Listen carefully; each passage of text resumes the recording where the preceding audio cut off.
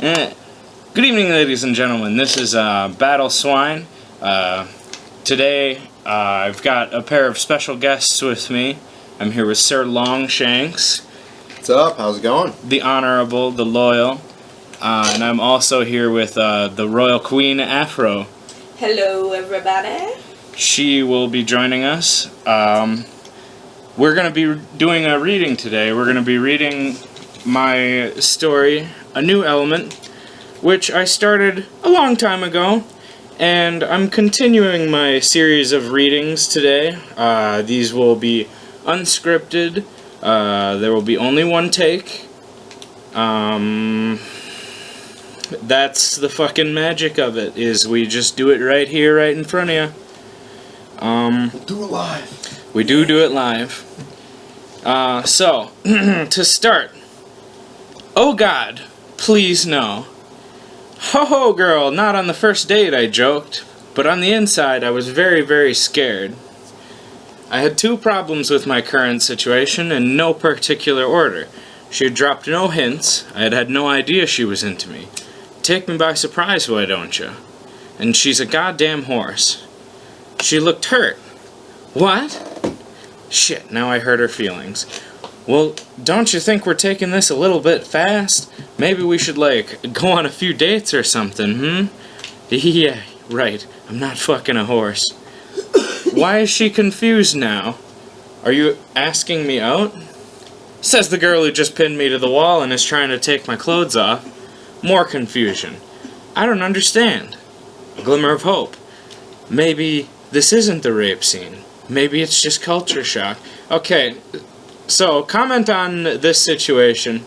I was, I guess, just trying to get this fucking shit out of the way right away. All this awkward, oh yeah, you guys don't wear clothes. Humans wear clothes. We're just gonna get that out of the way right away. I can't say that I ever did plan to ever make this an actual pornography.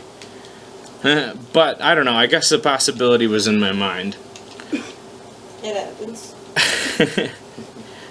I appreciate the sympathy. I searched in my memory. In the show, they didn't wear clothes most of the time, so the concept of constantly being clothed might be new to them.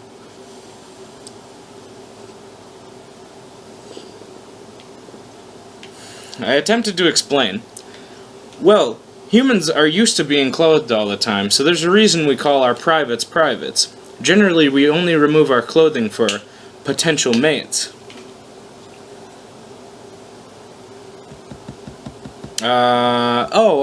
She turned bright red. It was kinda cute in a completely non-sexual way. Sparky, could you get off of me?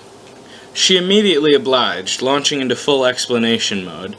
I didn't mean it like that. I'm not gonna mate with, well, not that you're ugly, I could hardly know you. Okay, this part's dragging on, and I'm gonna skip a little bit. Blah-de-blah. Well, what happens in that part? Was that This was part, that actually recorded? to summarize this, they basically are oh yeah, this was really awkward, oh yeah, we're getting into an awkward sexual situation, blah-de-blah. He's okay, yeah, for purely scientific interest, I will pose for a fucking sketch. He confirms that she is an adult, and he's not exposing himself to a child. He talks about his clothes a little bit. Why did I write all of this garbage?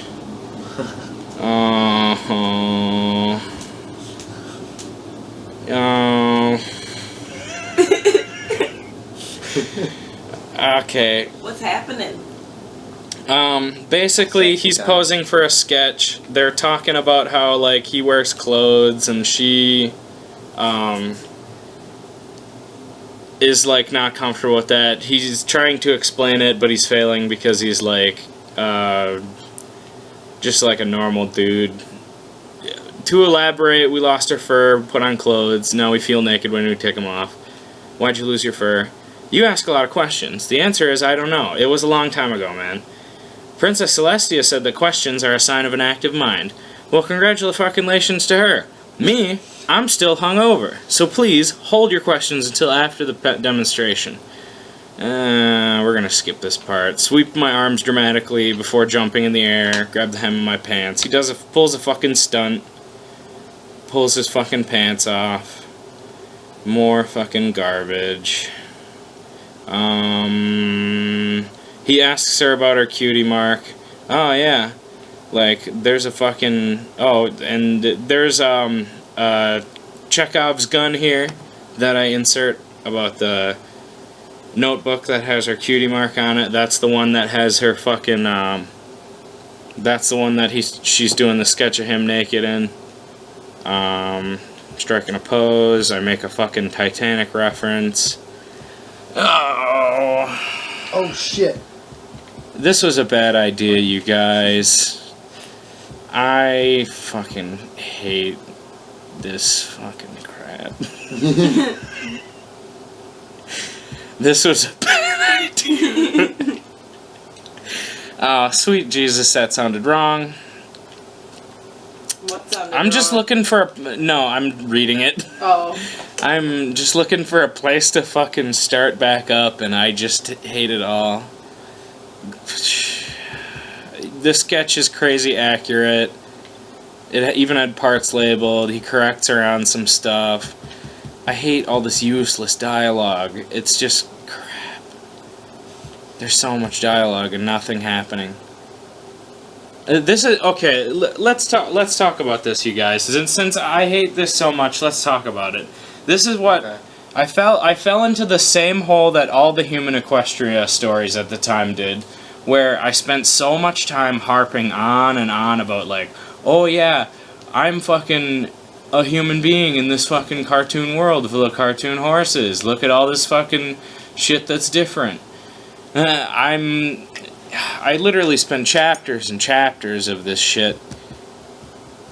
I do this fucking stupid crap where I have his internal monologue.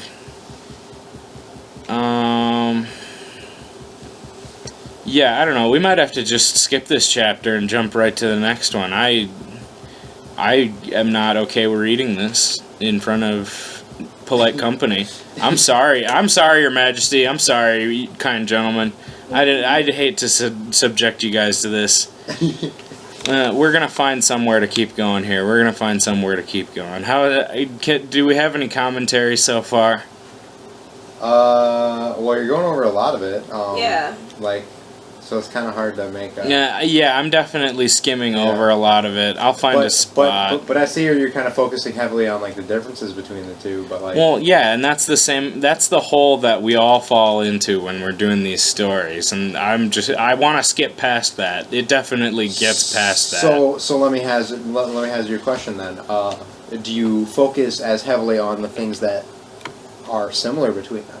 Because I think that of the two is the more compelling one, because obviously there are differences between us and them. Yeah. There are a whole fucking myriad of those, but what makes the chemistry actually happen between the two characters? Like, what brings them together? What sort of things do they look at and share? Okay, I think I found a place to start up again. Those are some excellent thoughts, dude, and that's definitely something I'm going to incorporate into this still developing story, believe it or not. Twilight sketched the creature, trying her best to get his features correct. It was unlike drawing a pony in almost every way, but for some reason that made it fun. Many ponies would have just taken a photo of him, but not her. A sketch was much more personal. Just as she was putting the finishing touches on his clothes, he stood and said he was going to go outside. He was already gone before she could protest. She drew the button of his pants and surveyed her work. It was fairly accurate, though the eyes were a bit too big. She began to write a letter. Spike was outrunning errands, so she wielded the quill and parchment on her own. Taking them in her magic, she began to write. Dear Princess Celestia, I'm writing this letter to bring your attention to an anomaly. As I'm certain you are aware of, the fact that Ponyville is on the edge of the Everfree Forest, and as a result, we will see quite a few strange things out here, the most of which, a creature that calls himself a human. Enclosed is a sketch I drew of this picture. His name is John. I will be researching him as much as possible while he is here. Please respond with your thoughts. Your faithful Foxface, your faithful student, Twilight Sparkle. She rolled the note into a scroll and tucked it away. She would give it to Spike to send when they went through lunch. Speaking of lunch, she had to fetch the guest of honor. With her magic, she opened the front door and called to him. John, I had become slightly detached, but I had put down a few okay, chat. I fucked that up. There's definitely a transition in there.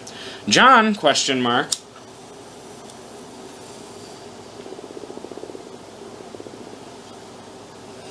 I had become slightly detached, but I had to put down a few ground rules.